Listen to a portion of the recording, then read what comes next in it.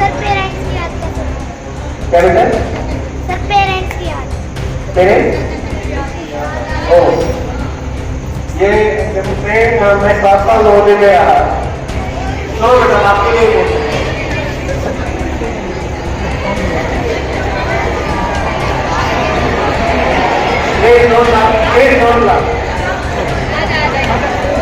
अगर पढ़ना तो कुछ हो रहा है लेकिन इंटरेस्ट किसी और सब्जेक्ट में, तो उस सिचुएशन में क्या करें?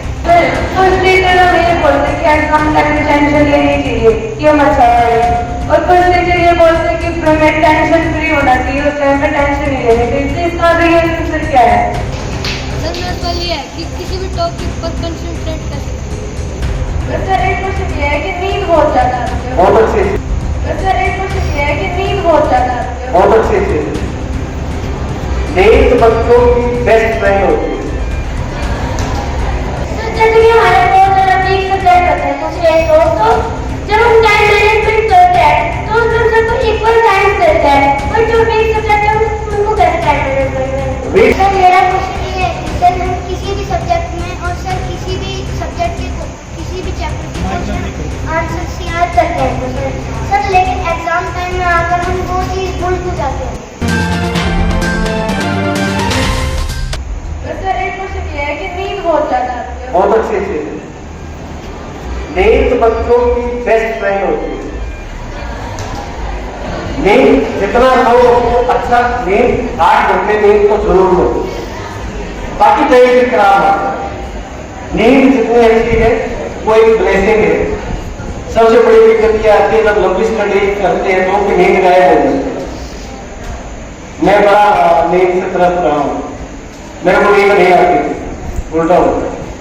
नींद अच्छी आए मैं भी बेटी को हमेशा कहता हूँ कि सोया कर जितनी नींद आती है, लेकिन उसके बाद टाइम मत खराब। नींद आपकी कंसंट्रेशन को इंक्रीज करती है, आपकी बॉडी को रिलैक्स करती है। नींद जितनी आपकी आराम से नींद, उसके बाद टाइम मत खराब।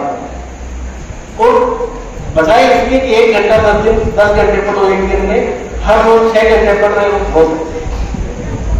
ये नंबर ऑफ आवर्स की कभी काउंट मत करो। एक तो रेगुलरिटी हो पढ़ने में, और दूसरा 6 घंटे अगर आप पढ़ रहे हो तो पूरी कंसंट्रेशन से पढ़ो उसको। घंटे मत गिनोगे कितने घंटे पढ़े। और दूसरा जो मैं पता है दोस्तों से डिस्कस करना है, वो बहुत जरूरी है। एक अपना अच्छा ग्रुप बनाओ, 4-5 बच्चे उसमें हो जाए, और एक दूसरे से सुनोगे। कोई टॉपिक आपको अच्छा याद हो गया, फिर दूसरे को याद हो गया, दूसरे को सुनो।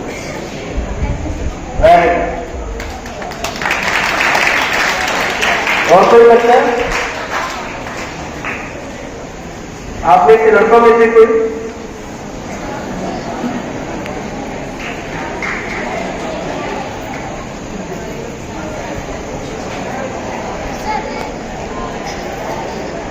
जैसे कि हमारे बहुत ज्यादा वीक सब्जेक्ट होते हैं कुछ एक दोस्तों, जब हम टाइम मैनेजमेंट करते हैं तो हम सबको इक्वल टाइम देते हैं, और जो वीक सब्जेक्ट है उनको कैसे टाइम मैनेज करेंगे? Weak subject? Yes sir. देखो वीक कोई सब्जेक्ट होता नहीं है, थोड़ा सा जिस दिन आप सब्जेक्ट में इंटरेस्ट लेना शुरू करते हैं सबसे स्ट्रॉन्ग हो जाता है। और कई बार टीचर्स का रोल इसमें बड़ा इंपॉर्टेंट है। मैं सभी टीचर्स को भी बताता हूँ कि मेरा थोड़ा सा एक टाइम था जब मैं मैथ में प्रॉब्लम्स फेस कर रहा था। तो मेरे जो टीचर थे श्री विजय त्यागी सर थे, तो हालांकि उनको पता था मेरे नंबर कम आ रहे हैं, तो भी एक दिन उन्होंने खड़ा होकर दिया मेरा मैथ सबसे अच्छा है।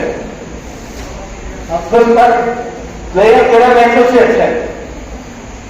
पता तो मेरे को भी था मेरा मैथ कमजोर है, लेकिन उन्होंने सर ने 2-3 बार कहा तो फिर मेरा मैथ सबसे अच्छा सब्जेक्ट हो। तो थोड़ा सा टीचर्स भी ध्यान दें कि आपका जो पढ़ाने का तरीका है, कोई बच्चा थोड़ा कमजोर हो उसको ज्यादा मोटिवेट करो सब्जेक्ट में, और एक हफ्ते में ही वो सब्जेक्ट आपका बेस्ट सब्जेक्ट हो जाता है। आप समझ पाएंगे मेरी बात? और अगेन जो एग्जाम्पल दिए होते हैं ना बेटा, जैसे आप मैथ्स के क्वेश्चन करते हैं, आप किस सब्जेक्ट में प्रॉब्लम फेस करें? हिंदी में। तो हिंदी में थोड़ा सा इंटरेस्ट देना शुरू कर दो, ज्यादा, आधा घंटा ज्यादा दे दो। ठीक, हिंदी में ग्रामर है मेन, तो है ना ग्रामर। हिंदी के जो टीचर है इस दुनिया के कौन है टीचर? मैडम है। हाँ, मैं जिस बच्चे को जिस सब्जेक्ट में प्रॉब्लम है उसको थोड़ा सा ज्यादा प्यार करो सब्जेक्ट वाले को, उसको डांट कम मार के मोटिवेट ज्यादा करो तो उसका बेस्ट सब्जेक्ट हो जाता है। जो सब्जेक्ट वीक होता है ना बच्चों का, वो अक्सर वो होता है जिसमें टीचर के साथ थोड़ा सा केमिस्ट्री प्रॉपर नहीं बन पाती। तो टीचर से मेरी रिक्वेस्ट रहेगी कि उस जो बच्चे आपके सब्जेक्ट में कमजोर है उनको थोड़ा ज्यादा प्यार करो तो उनका वो बेस्ट सब्जेक्ट बन जाता है। ठीक है बेटा, आओ आधा घंटा उसको ज्यादा देता थोड़ा सा और कोई बच्चा?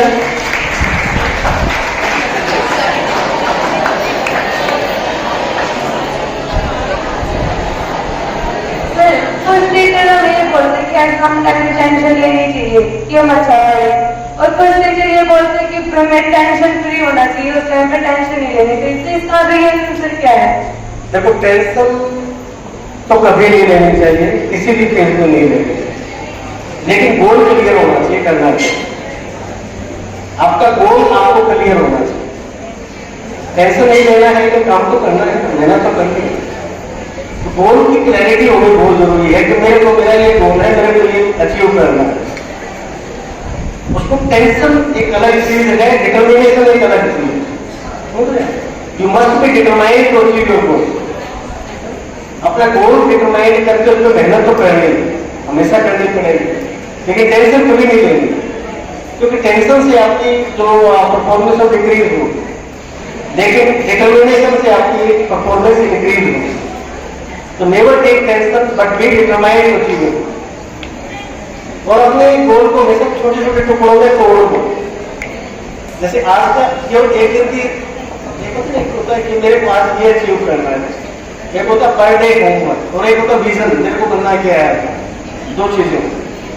एक बार वीरेंद्र सहवाग ने 400 रन बनाए, तो किसी ने जो पूछा 400 रन कैसे बनाए थे, तूने कहा मैंने 400 बनाए नहीं, मैंने 10 बनाए। 10 बनने के बाद मैंने सोचा 10 और बनाने 20 होंगे, फिर मैंने सोचा 10 और बनाने 30 होंगे, तो ऐसे ऐसे मेरे 400 हो। तो कभी भी बड़ा बर्डन दिमाग में मत रखो। आज आपको पता है मेरे को 20-23 पेज याद करने, 20 पेज याद करो, शाम को अपने आपको 82-200 वो गुड़िया कह रही थी गहरे नहीं रोको, अगले दिन रोको, फिर 20 पेज पढ़ते हैं, याद करो, फिर गहरे नहीं। तो अपने टारगेट को तोड़ दो, तो फिर प्रेशर नहीं आएगा, टेंशन कभी नहीं लेंगे, बट टर्मिनेशन मस्ट बी। जब हम यहाँ से छुट्टियों में जाते तो हम ये सोच के जाते कि घर जाके पढ़ेंगे, पर घर जाके पढ़ ही नहीं पाते, तो क्या करें? कोई डिटर्मिनेशन है। देखो, मैंने कहा ना सपना वो होता है तो सोने में। अब घर जाके रिलैक्स हो जाते हैं, खाने ढूंढ लेते हैं अपने, 3-4 दिन रेस्ट करो, उसके बाद फिर अपना शुरू करो जो करना है। और अब तो बच्चों के पास बुक्स अवेलेबल है, बुक्स लाइब्रेरी से लेके जाओ, कुछ एक्स्ट्रा पढ़ो छुट्टियों के दिनों में, सिलेबस को मत पढ़ो जाए अगर बोर्ड क्लास नहीं है तो। बाकी जो चीजें हैं ना, उसके अलावा जो को करिकुलर एक्टिविटीज हैं, कुछ अच्छा साहित्य पढ़ लो उस टाइम में, कुछ लाइफ स्टोरीज होती है ना, जैसे मैं एक्सपेरिमेंट की ट्रूथ है महात्मा गांधी जी की, इस तरह की किताब में पढ़ो कि अचीव कैसे किया लोगों ने, कैसे स्ट्रगल किया, कैसे जीरो से लोग आगे बढ़े, तो उनसे मोटिवेशन मिलता है, आपको विल पावर मिलती है कि किस प्रकार हम आगे बढ़े। हमें कई बार ये लगता है कि मेरे तो ये प्रॉब्लम है, ये प्रॉब्लम है, ये प्रॉब्लम है, तो औरों को पढ़ोगे पता चले हमारी प्रॉब्लम कुछ भी नहीं, उन्होंने बहुत ज्यादा स्ट्रगल करके आगे आए हैं। तो वो जो पर्सनैलिटीज की जो जीवनी है उनको जरूर पढ़ो, अच्छी पर्सनैलिटी। लड़कों की कोई प्रॉब्लम नहीं है भाई।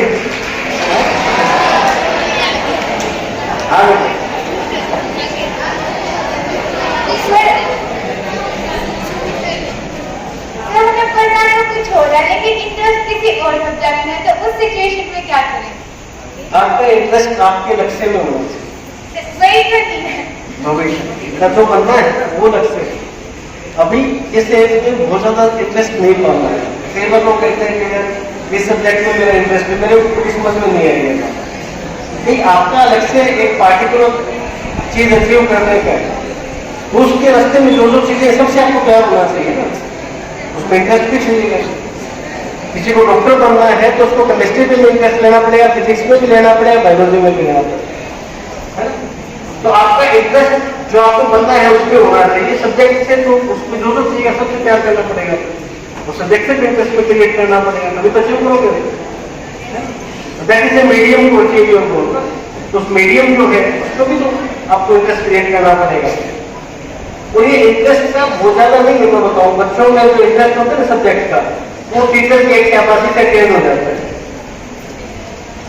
अगर सब्जेक्ट टीचर थोड़ा सा प्यार से बच्चे को बोले, उस बच्चे का इंटरेस्ट उसी सब्जेक्ट में हो जाता है। मैंने इसके लिए किया है और काफी सारे प्रिंसिपल साहब भी हैं, उन्होंने भी फील किया होगा कि बच्चों का इंटरेस्ट हमेशा टीचर के हिसाब से शिफ्ट होता है। सब्जेक्ट का टीचर अच्छा है, उसकी आपको ठीक पढ़ती है तो उस सब्जेक्ट में अपने आप इंटेलिजेंट हो जाते हैं। सब्जेक्ट का टीचर 2 लाख ज्यादा मांगेगा, आप अपने आप पीछे हो जाओगे।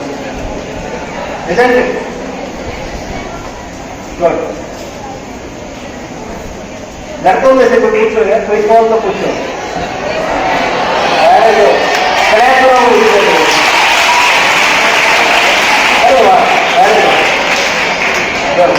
सर मेरा क्वेश्चन ये है कि सर हम किसी भी सब्जेक्ट में और सर किसी भी सब्जेक्ट के किसी भी चैप्टर के क्वेश्चन आंसर याद करते हैं तो सर लेकिन एग्जाम टाइम में आकर हम वो चीज़ भूल क्यों जाते हैं?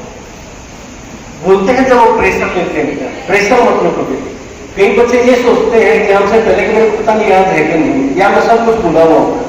ये सबके साथ होता है। आप एग्जाम में करो 5 मिनट आराम से शांति से बैठो, बिल्कुल प्रेशर नहीं होता।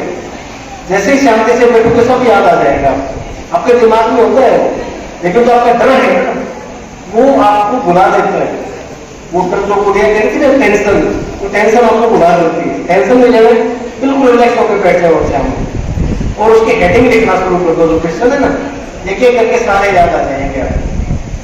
जब आप याद नहीं कर रहे होते हो तो मैंने पिछला इलेक्शन किस किस को याद है, मैं आया था किस किस को पता है, भूल गए यार। ओके, मैं अभी थोड़ा सा बताता हूँ, दोबारा मैं रिपीट करवा दूँ।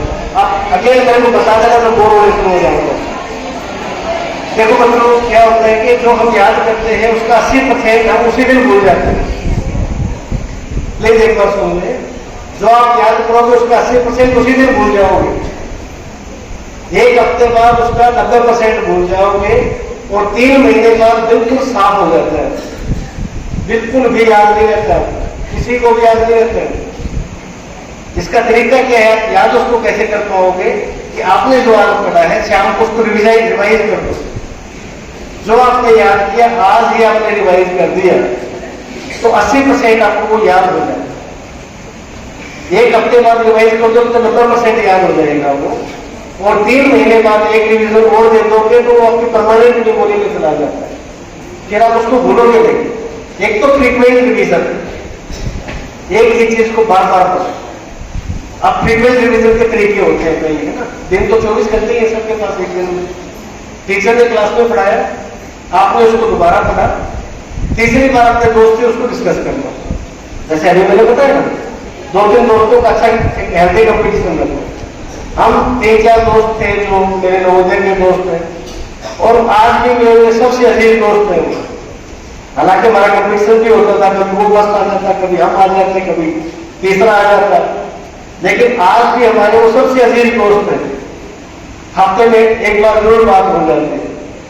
एक नेवी में कैप्टन है, एक है वो मेडिकेशन है, बच्चों का डॉक्टर है, तो एक में हम तीनों फर्स्ट सेकंड थर्ड हमारे बीच में रहा। पूरे 6 साल 7 साल यही चला हमारा। हम भी ऐसे ही करते थे, डिस्कस करते थे, उसके बाद भी डिस्कस करते रहे।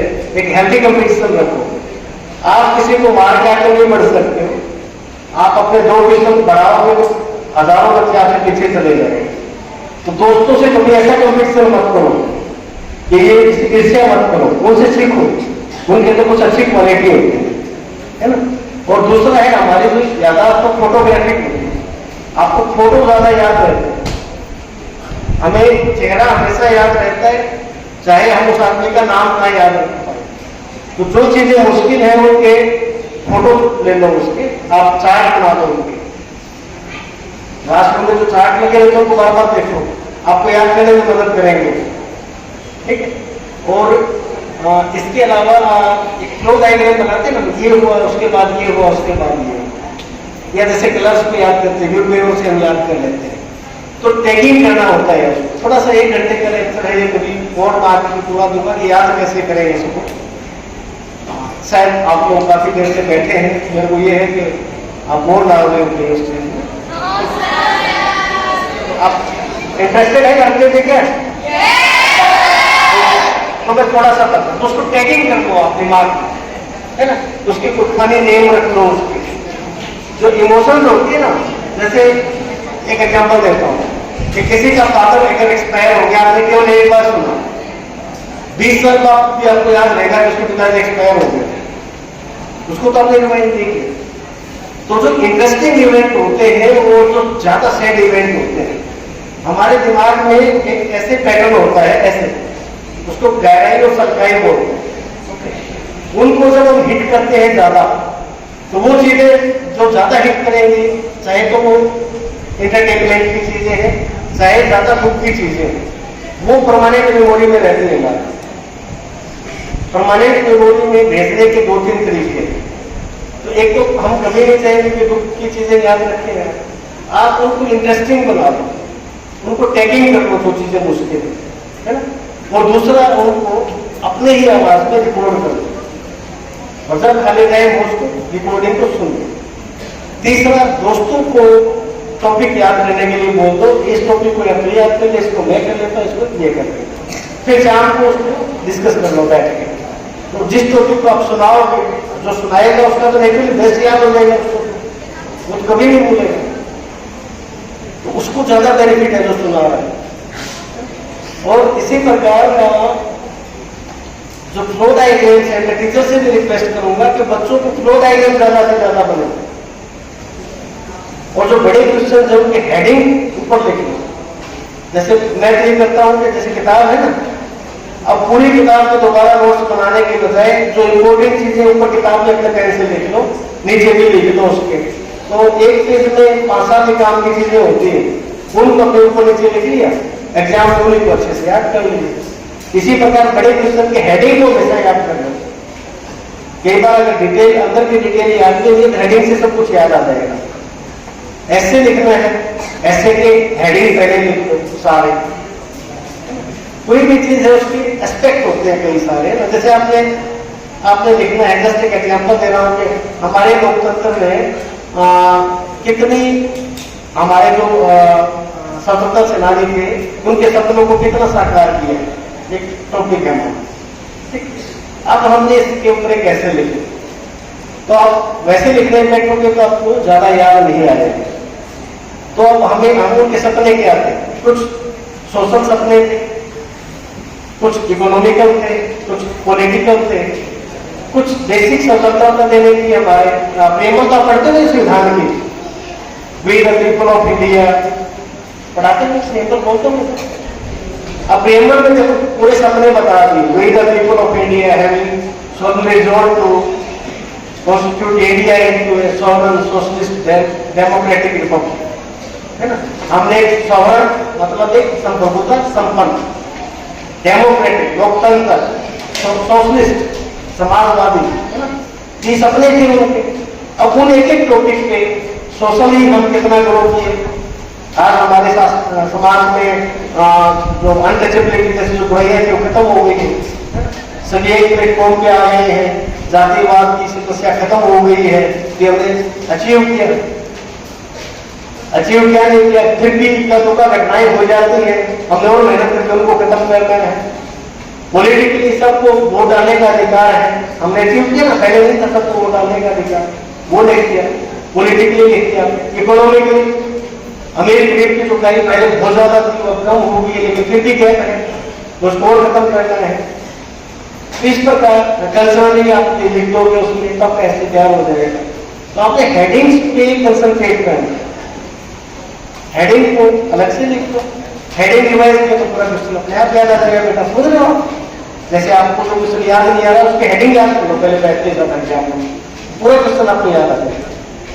और बिल्कुल शांत रहो, कभी भी घबराओ मत, जितना शांत रहोगे उतनी ही ज्यादा परफॉर्मेंस बेटर होगी। और कुछ हुआ? Very good. क्या नाम है आपका? तरंग हाँ जी? तरंग तरंग।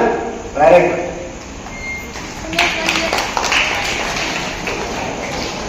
सर मेरा सवाल ये है कि किसी भी टॉपिक पर कंसंट्रेट कैसे करें? मैंने बताया कि जब भी कंसंट्रेशन लूज हो ना तो हमेशा बोल के पढ़ो थोड़ी देर।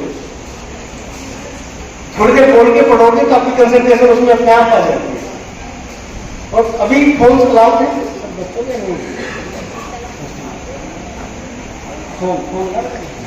नहीं ओके। तो अभी स्मार्ट क्लास में तो होंगे सर अभी। तो सर जो खासतौर पे किस सब्जेक्ट में दिक्कत आती है? हिंदी या मराठी? मैडम आप थोड़ा बच्चों को इंटरेस्टिंग बनाओ हिंदी को। हाँ मैडम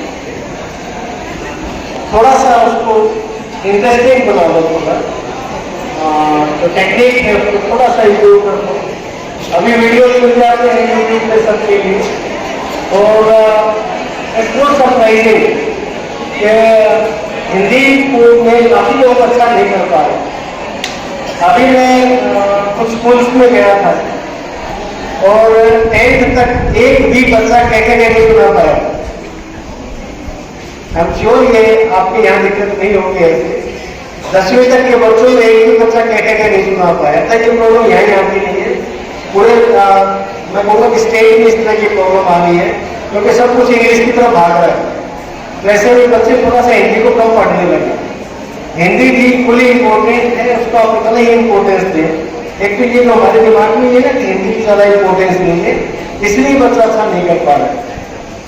और वही कहा मैंने जो बताया तो थोड़ा बोल के याद कर लो उसको। पहले बोल के याद करो कंसंट्रेशन बन जाएगी। फिर फ्लो बन जाएगा फिर अपने आप याद होगा। Very good.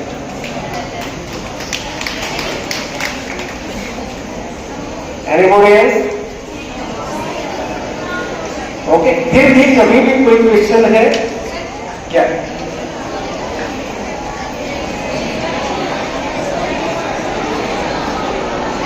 कई बार है ना एम में कंफ्यूजन होता है तो एम डिसाइड कैसे करें? एम डिसाइड कैसे? कौन सी क्लास में आप? सर 9th में। अब तो देखो आपका टाइम आ गया एम डिसाइड करने का। अगर 6 साल का बच्चा होता तो मैं कहता कि उनके पास टाइम है। अभी आप देखो कि जो जो प्रोफेशन है, डॉक्टर है, इंजीनियर है, लॉयर्स हैं, या आपको आगे बढ़ना क्या है लाइफ में उसके बारे में विचार करो। उनकी लाइफ देखो कैसी होती है, कौन सी आपको अट्रैक्ट करती है उनमें से। तो उस हिसाब से फिर अपने टीचर्स से पेरेंट्स से डिस्कस करके देन आप अपना एम डिसाइड करें। आप फिर थोड़ा अपनी स्ट्रेंथ एंड वीकनेस भी देख लो कि किस चीज़ में आप ज़्यादा अच्छे हो। उस हिसाब से आपको इजी हो जाए। ये एक बड़ा सवाल है, इसमें आपको अपने पेरेंट्स से भी डिस्कस करना चाहिए, टीचर से भी डिस्कस करना चाहिए। और एक पॉइंट में हर जैसे माना हम किस किस एम में कंफ्यूजन है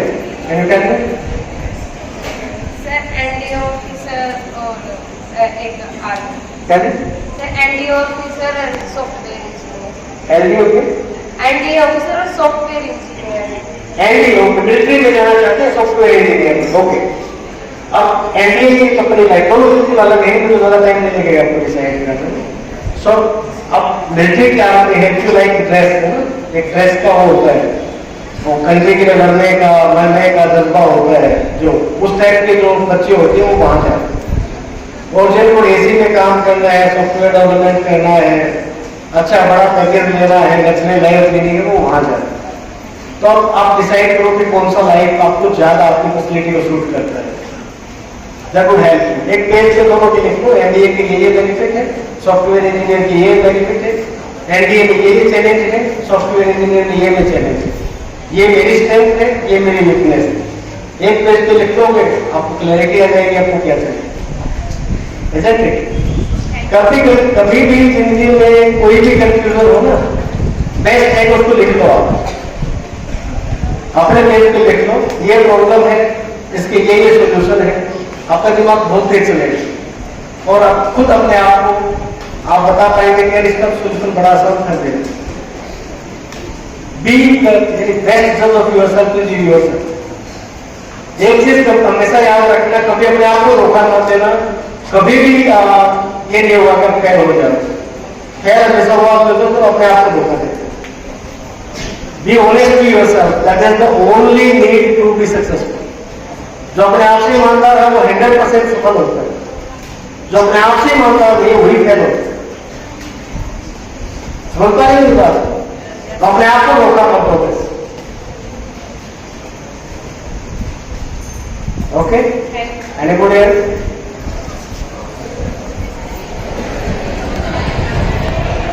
सारे सोच रहे गुड़िया कहां से आएगी। हाँ बेटा बोलो। सर पेरेंट्स की याद कैसे? क्या बेटा? सर पेरेंट्स की याद। पेरेंट्स?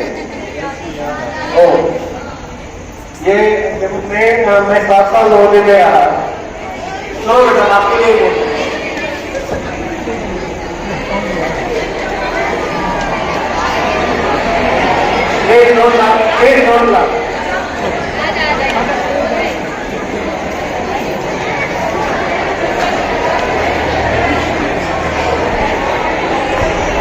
एक बार प्लीज,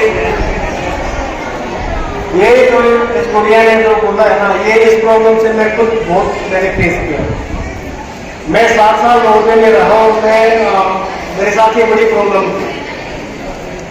एक आपने एक शब्द सुना होगा, इमोशनल इंटेलिजेंस, सुना है किसी ने? Emotional intelligence. अब ये गुड़िया हो रही है ना, आप कई लोग बाजार में बना रहे होंगे इसका। ये इसकी सबसे बड़ी स्ट्रेंथ है, पता है आपको? Emotional intelligence is your biggest strength. इस दुनिया में जो भी बड़ा करता है इमोशनल बंदा ही करता है। समझ पा रहे हैं मेरी बात? जो इमोशनल होगा वो औरों की कदर करेगा, वो औरों के सपनों में भी अपना सपना देखेगा और वही जिंदगी में अचीव करता। ये एक प्रॉब्लम है रेजिडेंशियल स्कूल में जो हर बच्चा कम या ज्यादा फेस करता है। एक बार मैंने मेरे पिताजी को, जब मैं 8th में था तो मैंने भी, जैसे गुड़िया है मेरा मन नहीं लगता था, तो मैंने मेरे पिताजी को कहा पापा मैं यहाँ पढ़ दूंगा, मैं यहाँ जो बनना है मैं यही बन दूंगा, मेरे को 9 दिन में मत भेजो। तो मेरे पिताजी ने मेरे पास कोई 3 पेज का एक लेटर भेजा था। थोड़ा थोड़ा मेरे को याद है कि उसमें यह था कि बेटा रोटी तो मैं तेरे को घर पे खिला सकता हूँ, लेकिन जो मेरे सपने हैं और जो तेरे सपने होने चाहिए वो मैं घर पे शायद तेरे को अचीव नहीं करवा पाऊंगा। आप समझ रहे हैं? जितना सेक्रीफाइस आप बच्चे कर रहे हैं उससे कहीं ज्यादा सेक्रीफाइस आपके पेरेंट्स कर रहे हैं आपको यहाँ छोड़ के। उनके लिए भी इतना आसान नहीं है 6वीं में बच्चे को छोड़ना, किसी भी पेरेंट के लिए इतना आसान नहीं है। और बाद में मेरे पिताजी कई बार बताते थे, कई बार वो संडे को आते थे, वो बिना मेरे से मिले ही चले जाते थे कि मिलूंगा तो फिर इमोशनल होगा, इसका थोड़ा मन लगा वो फिर नहीं लगेगा। ठीक है ना? तो जितना आपके लिए मुश्किल है यहाँ रहना या घर की जो याद, उससे ज्यादा आपके पेरेंट्स को भी आपकी याद आती है। लेकिन जब आपका एम बड़ा है, जब जीवन में बड़ा कुछ अचीव करना है तो सेक्रीफाइस तो देने पड़ेंगे। ये याद रखिए कि आपके पेरेंट्स भी सेक्रीफाइस कर रहे हैं और आपको भी थोड़ा सेक्रीफाइस करना पड़ेगा। और उसके वजह में जो गुड़िया है, ये क्या नाम गुड़िया का? पायल। पायल अपने दोस्तों से अच्छी दोस्ती कीजिए। जो दोस्त है काम पर काम आते हैं। मेरे होने के दोस्त अब भी मेरे साथ complete is my classmate, completely स्थित है। देखिए ये बात टुगेदर हम इकट्ठे थे, हम तासे मैगजीन हमने लिया था और 94 में हम नवोदय से चले गए। कितने साल हो गए? कितने हो गए? 30। ये वो कैलकुलेट कर रहे हैं। अरे वो तो साथ थे, हमें नवोदय से 5 साल हो गए। 94 से अब तक 6 वो 23 की 29 साल हो गए, ऑलमोस्ट 30 साल हो गए। 30 साल में हम इकट्ठे मिले, क्यों बैठ खड़े हैं? ये दोस्ती नवोदय में बनती है। और ये भी अकेला था यहाँ, ये सारे आपके जितने बैचमेट होते हैं। और अब भी हमारा एक ग्रुप है नवोदय का, हम पंछी डाल कीप करके, उसमें अब भी सारे दोस्त इंटरेक्ट करते रहते हैं, मिलते रहते हैं, बात करते रहते हैं, किसी को सुख दुख है तो आते जाते रहते हैं। तो वो जो थोड़ा सा पेरेंट्स से दूर रह के एक अच्छी दोस्ती बनाई है आपस में, एक स्ट्रॉन्ग बॉन्ड बनाई जो पूरी उम्र आपके काम आए, isn't it? और इमोशनल इंटेलिजेंस को, इमोशनल बच्चों को कभी भी कम मत आना। इमोशनल इंटेलिजेंस जब प्रॉपर यूज होती है तो सबसे बड़ा कमाल वही बच्चे करते हैं। और कोई सवाल किसी से? Okay, thank you very much. Thank you.